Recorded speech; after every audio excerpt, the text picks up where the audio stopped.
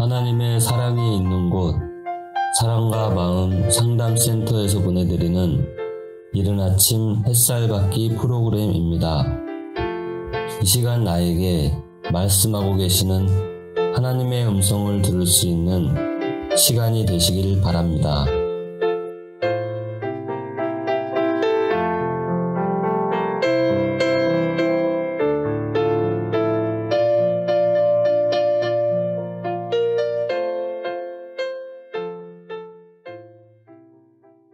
고난주간 3일차입니다.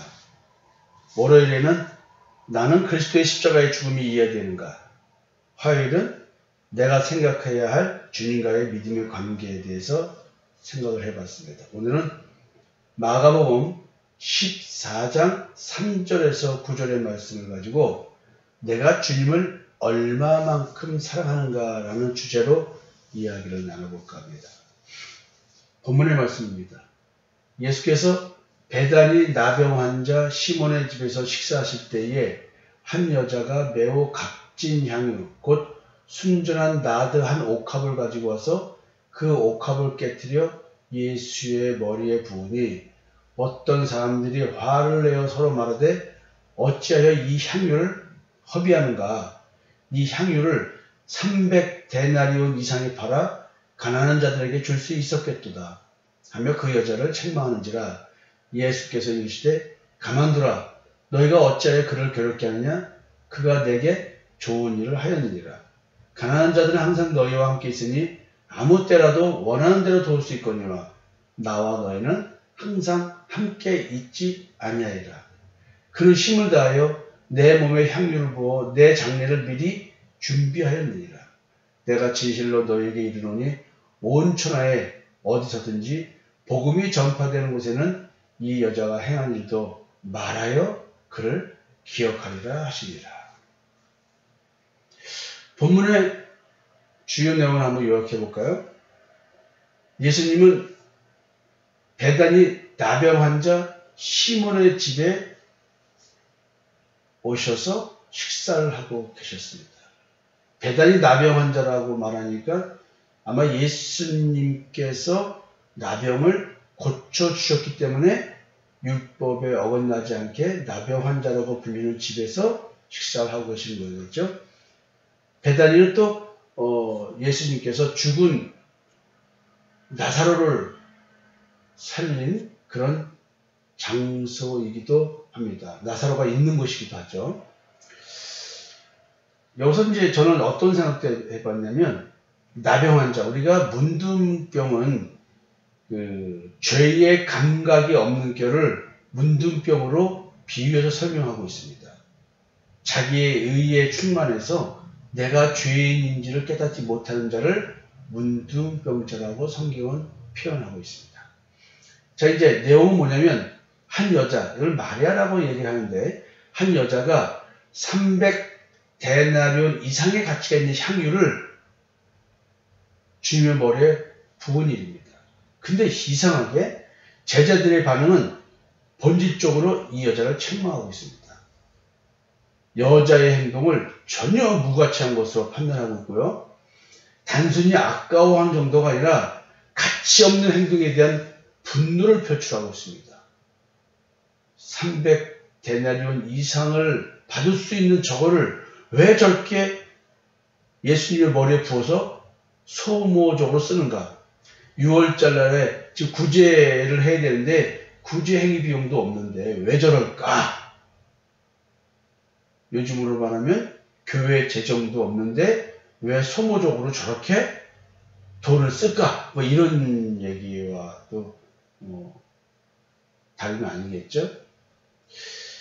여자가 몸둘 바를 모을 정도로 심히 제자들이 꾸짖고 있습니다. 그들의 함정사고와 가난한 자에 대한 율법적 관심을 과시하기도 하듯이 이렇게 책망하고 있습니다. 가만히 보면 결국 여자의 이런 무가치한 행동을 제지하지 않은 주님께 대한 비난이 아닌가. 그것도 그냥 비난이 아니라 어마무시할 정도로 여인을 책망하듯이 주님을 간접적으로 비난하고 있는 것 아닌가라고 생각합니다. 간접적으로 주님을 이렇게 비난하는 근본적인 이유가 뭘까요? 요한복음 10장 3절에서 약간의 힌트를 얻을 수가 있습니다. 제자 중 하나로서 예수를 잡아줄 가룟유다가 말하되 이 향유를 어찌하여 300데나리온에 팔아 가난한 자들에게 주지 아니하였느냐 하니 이렇게 말하면 가난한 자들을 생각함이 아니요 그는 도둑이라 돈꾀를 맞고 거기 넣는 것을 훔쳐가느라. 그냥 비난의 목적이 진짜 가난한 자가 아닌 거예요. 돈이 들어와서 거기서 삥땅 치려고 하는 거겠죠. 예수 그리스도 자체에 관심 있는 것이 아니었습니다. 예수님이 지금 행하시는 기적에 관심을 갖고 흥행을 일으키는 분이시기 때문에 틀림없이 돈을 끌어모을 수 있는데 물질적 이익을 취할 수 있는데 이걸 못하니까 짜증난다는 얘기죠. 저 큰 돈인데 저게 큰 돈이 헌금으로 들어오면 얼마나 많은 돈을 삥땅할 수 있을까 이런 얘기겠죠. 300데나리온이면은 그 당시 하루 노동자 일당이 1데나리온이었답니다. 그러니까 1년치 월급이겠죠. 굉장히 큰 돈입니다. 그래서 여기서 지금 제자들의 반응을 보면 이들이 주님께 관심이 있는가? 이런 의문을 가질 수밖에 없습니다. 그리고요, 이제 주님의 반응과 주님이 여자의 행동에 대해 해석입니다. 가만두라. 너희가 어찌하여 그를 괴롭게 하느냐? 그가 내게 좋은 일을 하였느니라. 앞에서 말씀드렸지만 그 여인을 괴롭게 한 이유는 쓸데없는 행동을 함으로 값비싼 비용을 소모했다는 것이겠죠. 제자들의 신앙은 사실 그리스도 중심이 아니라 율법의 구제활동 중심이었습니다. 주님께 그만한 비용을 들여 머리에 향유를 부을 필요가 있느냐? 주님이 아니라 가난한 자가 더 중요하지 않느냐? 어찌 보면은 예수 믿는 믿음이 아니라 겉보기 바람직하게 보이고 좋게 보이는 구제활동이 더 중요한 거 아니냐? 믿음보다 율법적 행위가 더 중요하지 않느냐? 이 얘기를 하는 겁니다. 주님이 아니라 가난한 자가 더 중요하지 않느냐? 제자들은 집단으로 여자를 때리고 치는 형상의 말을 하며 지금 괴롭히고 있는 거였습니다. 여자는 매우 곤욕스러운 상황과 마음 상태였을 것입니다. 그런 상황에서 예수님이 가만두라. 너희가 어찌하여 그를 괴롭게 하느냐? 이렇게 말씀을 하십니다. 주님은 지금 이렇게 급히 말하셨습니다. 가만두라. 너희가 어찌하여 그를 괴롭게 하느냐? 제자들은 여인의 행위에 대한 의미를 깨닫지 못하고 비싼 향유를 낭비한 데만 집착한 나머지 여인의 마음과 주님과 관련된 의미는 놓쳤습니다. 무분별한 책망과 비난에 대해 잘못된 것임을 주님은 지적하고 계시면서 여인의 주님께 행한 행위는 주님께 좋은 일을 한 것이다 라고 어찌 보면 그 비난을 중지시키고 이 여인을 변호해 줍니다. 우리가 관심 가져야 될 일은 여기서 주님께 이 향유를 부은 행위가 주님께 좋은 일이다. 물론 비싼 향유를 머리에 부었으니 좋은 일이죠. 무슨 의미의 좋은 일일까요? 그가 내게 좋은 일을 하였느니라. 제자들은 주님의 십자가의 죽음에 대한 인식이 없는 상태였습니다. 주님의 여인의 행동에 대한 해석은 이렇습니다. 그는 힘을 다하여 내 몸에 향유를 부어 내 장례를 미리 준비하느니라. 이 여인은 알고 이렇게 행동한 것일까요? 자, 여러분, 저는 그 전에 처음 성경을 읽을 때 이 표현을 보면서 우리는 그냥 내가 주님을 생각해서 하는 어떤 행동이었는데 주님이 해석한 행동은 주님을 위한 십자가의 죽음에 대한 장례 준비였다는 것입니다. 그렇다고 한다면 우리가 지금도 어떤 일을 했는데 나는 그냥 주님을 위해서 한다고 했는데 주님의 의미는 다른 거였어요. 그럼 우리도 저도 마찬가지로 성도들은 그냥 뭘 했는데 그냥 한 행동을 주님처럼 영적인 다른 행동과 사건과 연관지어서 생각할 수 있다는 것이죠. 사실 그런 일이 굉장히 많습니다. 굉장히 중요한 의미를 담은 주님의 표현입니다. 나중에 이 부분은 좀 더 깊이 얘기를 나눠보도록 해보겠습니다. 근데 우리가 이제 주님이 왜 이렇게 해석했을까? 이 여인이 정말로 주님의 십자가의 죽음에 대한 이걸 인식하고 말했을까? 추측을 좀 해볼 수가 있어요. 주님이 언급하신 십자가의 죽음을 예견한 여자의 행동이 아닐까? 왜냐면 주님은 분명히 그 인자의 죽음에 대해서 얘기를 했기 때문에 그렇습니다. 하나님의 아들의 죽음에 대비해서 미리 장례를 치러주는 의식을 행한 여자. 예견을 했기 때문에 했을까요? 그럴 수 있다고 추측할 수 있습니다. 가장 귀하신 분이시기에 자신에게 있는 가장 귀한 것으로 더 이상 나하고 있을 수 없는 예수 그리스도, 그분을 향한 나의 마음을 표현한 그 여자. 자신의 힘을 다하여 있는 거 없는 것 다 동원해서 나와 더 이상 함께하지 않는 주님의 죽음에 애통함을 표현하는 이 여자. 주님께 은혜를 입은 한 여자가 보여줄 수 있는 사랑과 헌신의 차원을 넘어 하나님의 위대한 구속사에게 참여한 것이 된 향유 부음에 담겨진 의미. 주님께 좋은 일이었습니다. 주님은 이렇게 반응하셨고 이렇게 조치를 취하신 겁니다.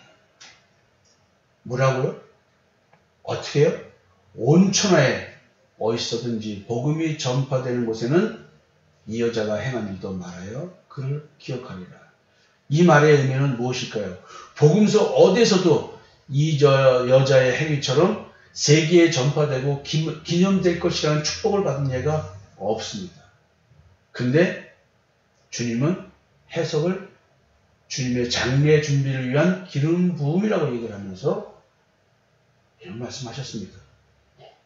예수님의 장례를 미리 치르기 위해 행한 여인의 행동, 예수님의 측근 제자들의 비난과 조롱을 받아가면서도 묵묵히 자신의 헌신과 사랑을 실천하고 그리고 그 실천에 무덤에서의 부활을 고대하며 주님의 십자가의 죽음의 길의 영광을 바라본 향유 부음 사건. 엄청난 여인의 신앙입니다. 여인은 자기의 현실적 힘을 다해 사랑했던 여자입니다. 주님의 십자가의 죽음을 넘어 주님의 부활의 소망을 건 여자의 힘을 다한 행동. 주님의 가치를 인정한 여자, 제자들은 주님보다 가난한 사람 구제에 더 가치를 두었습니다. 나는 주님의 십자가의 죽음과 무덤에서의 부활을 어느 정도의 가치를 두고 있는가? 나는 주님을 얼마만큼 사랑하는가? 가난한 자의 구제보다 못한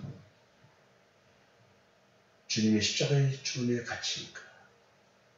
여러분, 부활절을 맞이해서 우리가 고난주간에 생각해봐야 할 것 무엇이 있을까요? 헌금 내라는 얘기도 아니고요. 뭘 있는 걸 다 팔아가지고 카드 서비스 받아가지고 헌금하라는 이런 식으로 도용하는 말씀을 드리는 것이 아니라 과연 나는 나와 함께하지 못할 주님의 죽음 앞에서 내 애통한 마음을 물질로밖에 표현하지 못했던 이 여자. 결국 우리 삶 속에서 우리는 마음이 아무리 있다 할지라도 그 마음은 마음일 뿐이지 겉으로 드러나는 것은 그 어떤 형태로든 표현되는 것으로서 사랑의 가치, 중요함의 가치는 드러나는 것입니다. 내가 주님을 사랑하는 정도는 얼마나 될까요? 내가 가진 힘을 다해 주님의 몸의 부을 가치는 얼마일까요? 내가 가지고 있는 모든 걸 다 들여서 내가 주님과 함께 연합해서 십자가에 죽고 무덤에서 부활한다 할지라도 그 주님의 사랑에 갚을 수 없는 나의 모든 것들이, 그래서 드릴 수밖에 없는 주님의 사랑에 비하면 아무것도 아닌, 아무 의미도 없는 것 가지고 나는 표현할 수밖에 없는 것. 여러분들은 어떤 힘을 가지셨습니까? 주님을 향한 내 사랑을 표현할 내가 가진 힘, 무엇이 있을까요?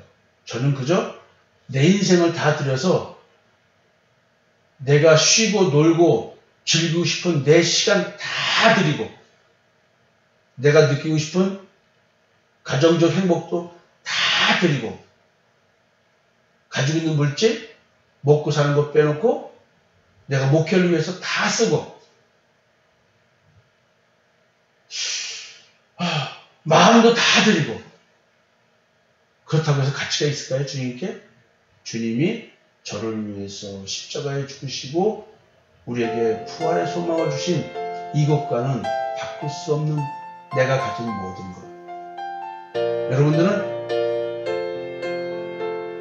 어떤 가진 힘으로 주님께 사랑을 표현하시겠어요? 한번 고민을 해보셨으면 좋겠습니다. 감사합니다.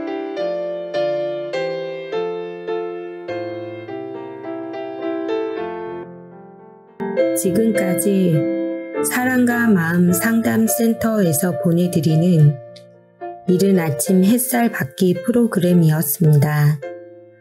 오늘도 말씀을 통해 자기 성찰이 이루어지는 여러분이 되시기를 기도합니다.